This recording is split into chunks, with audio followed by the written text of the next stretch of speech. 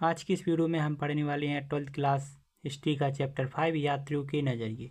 इस चैप्टर में पहले हमने अल वर्न की जीवन परिचय के बारे में समझा था, उसकी किताब उल हिंद के बारे में समझा था कि उसने कैसे भारतवर्ष की यात्रा की और यात्रा वृत्तांत में अपनी जो जो देखा वह सब उसने लिखा। और फिर इसमें हम अल वर्न के बारे में पढ़ चुके हैं और इब्न बतूता के बारे में और फ्रांस पवनिया के बारे में पढ़ चुके हैं कि कैसे इन्होंने भारत यात्रा की बात को समझा और अपनी यात्रा वृत्तांत में इन्होंने लिखा। तो आज का इस टॉपिक हमारा रहने वाला है एक अपरिचित संसार की समझ, अल बरूनी तथा संस्कृतवादी परंपरा। अब इसमें हम अपरिचित संसार के बारे में समझने वाले हैं तथा इसमें अल बरूनी की जो ही सांस्कृतिक संस्कृतवादी परंपरा है उसके बारे में समझेंगे। ठीक है, तो जैसा कि हमने देखा है कि यात्रियों की उपमहाद्वीप में जो भी देखा सामान्यतः उनकी तुलना उन्होंने उन प्रथाओं से की जिसने वे अपरिचित थे। मतलब जो कुछ यात्रिकारों ने देखा उस सब की तुलना उपमहाद्वीप से की, जो कि विभिन्न प्रकार की प्रथाओं से की जिससे वे अपरिचित थे। प्रत्येक यात्रियों ने जो देखा उसे समझने के लिए एक अलग विधि अपनाए। उदाहरण के लिए अल बिरूनी अपने लिए निर्धारित उद्देश्यों में निहित समस्याओं से अपरिचित था। उसने कई अवरोधों की चर्चा की जो कि उनके अनुसार समझ में बाधक थी। अब जो भी अवरोध उनको समझ में नहीं आ रहा उन्होंने भाषा में परिवर्तित करके समझा। इनमें से पहला अवरोध भाषा था। इसके अनुसार संस्कृति अरबी फारसी से इतनी भिन्न थी कि विचारों और सिद्धांतों को एक भाषा से दूसरी भाषा में अनुवादित करना आसान नहीं था। मतलब इन्होंने यात्रा की, इन्होंने जो भी भाषा से संबंधित जो भी यात्रा की उन सबको अपनी भाषा में कन्वर्ट किया और समझा।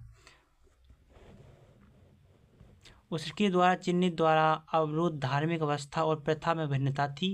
और उसके अनुसार तीसरा अवरोध अभिमान था। यहाँ रोचक बात यह है कि इन समस्याओं की जानकारी होने पर भी अल बरूनी लगभग पूरी तरह से ब्राह्मणों द्वारा रचित कृतियों पर आश्रित रहा। उसने भारतीय समाज को समझने के लिए अक्सर वेदों पुराणों भगवद गीता पतंजलि की कृतियाँ तथा मनुस्मृति आदि से अंश उद्धृत किए। अब अल बरूनी ने कई सारी भाषाओं को समझा और इन्होंने वेदों पुराणों भगवद गीता पतंजलि आदि कृतियों एवं मनुस्मृतियों से आदि अंशों को पढ़ा और समझा भारत के बारे में। अब हम पढ़ेंगे अल बरूनी का जाति व्यवस्था वर्णन। तो अल बरूनी ने भारतवर्ष की यात्रा की और कैसे उन्होंने भारत में जो कि जाति व्यवस्था के बारे में काफ़ी कुछ लिखा है। तो अल बरूनी की जो कि जाति व्यवस्था इसके बारे में पढ़ेंगे। तो अल बरूनी ने अन्य समुदाय के प्रति की खोज के माध्यम से जाति व्यवस्था को समझने और व्याख्या करने का प्रयास किया। उसने लिखा है कि प्राचीन फारस में 4 सामाजिक वर्गों को मान्यता थी, घुड़सवार और शासक वर्ग तथा भिक्षु। तो अल बरूनी ने जो कि जाति व्यवस्था के बारे में बताया कि उसमें 4 प्रकार के वर्ग हुआ करते थे, जिसमें कि घुड़सवार, शासक, भिक्षु, अनुष्ठान पुरोहित तथा चिकित्सक, खगोलीय शास्त्री तथा अन्य वैज्ञानिक और अंत में कृषक तथा शिल्पकार हुआ करते थे।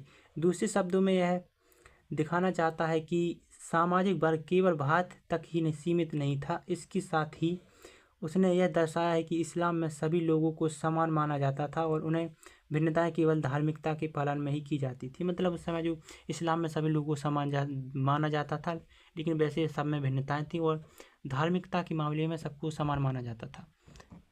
जाति व्यवस्था के संबंध में ब्राह्मणवादी व्याख्या को मानने के लिए बावजूद अल बरूनी ने अपवित्रता की मान्यता को अस्वीकार किया। उसने लिखा है कि हर वह वस्तु जो अपवित्र हो जाती है अपनी पवित्रता की मूल स्थिति को पुनः प्राप्त करने का प्रयास करती है और सफल होती है।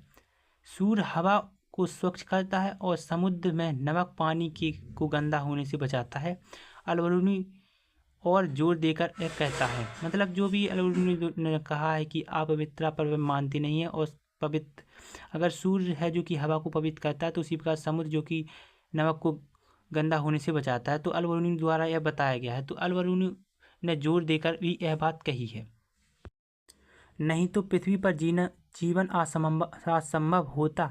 उसके अनुसार जाति व्यवस्था में सहिष्णुता अपवित्रता की अवधारणा प्रकृति के नियमों के विरुद्ध है। मतलब अल बरूनी था जो कि जाति व्यवस्था को नहीं मानता था, वह अपवित्रता की अवधारणा प्रकृति के नियमों के विरुद्ध था। अगर जाति व्यवस्था को मानता तो इसमें पृथ्वी पर जीना असंभव हो जाता। अब बात करेंगे हम वर्ण व्यवस्था। वर्ण व्यवस्था क्या है? तो वर्ण व्यवस्था के अंदर हम देख सकते हैं वर्ण व्यवस्था अल बरूनी वर्ण व्यवस्था का इस प्रकार उल्लेख करता है कि सबसे ऊंची जाति ब्राह्मणों की थी। इसके विषय में हिंदुओं के ग्रंथ हमें बताते हैं कि वे ब्राह्मण के सिर से उत्पन्न हुए थे। क्योंकि ब्राह्मण प्रकृति नामक शक्ति का ही दूसरा नाम है और सिर शरीर का सबसे ऊपरी भाग था। इसीलिए ब्राह्मण की पूरी प्रजाति की चुनिंदा भाग हुआ करते थे। इसी कारण हिंदू उन्हें मानव जाति में सबसे उत्तम मानते थे। अगली जाति जो कि क्षत्रिय की, जिनका सृजन ऐसा होता है कि ब्राह्मण के कंधों से तथा हाथों से होता है, उनका दर्जा ब्राह्मणों से अधिक नीचा था और उनके निश्चित वैश्य आते थे और उनका उत्थान जो कि जंघों से होता था। जिनका सृजन करके चरणों से होता था, उन्हें जो कि शुद्ध माना जाता। तो इसमें यह बताया गया कि वर्ण व्यवस्था के अंतर्गत जो ब्रह्मा के मुंह से जो कि ब्राह्मण हुआ करता था, बाजू से जो कि क्षत्रिय लोग हुआ करते थे, और अगली जाति क्षत्रियों की हुआ करती थी जो कि ब्राह्मण के कंधों से हुआ करती थी, और जो कि शूद्र की जो वैश्य की जाति हुआ करती थी जो कि मतलब ब्राह्मण की जंघाओं से जो कि वैश्य माने जाते थे, और शूद्र जिनका जो सृजन चरणों से किया जाता था। मतलब यह था कि मुँह से ब्राह्मण, बाजू से क्षत्रिय और जंघों से वैश्य और पैरों से शूद्र, कुछ इस प्रकार से वर्ण व्यवस्था हुआ करती थी। ठीक है।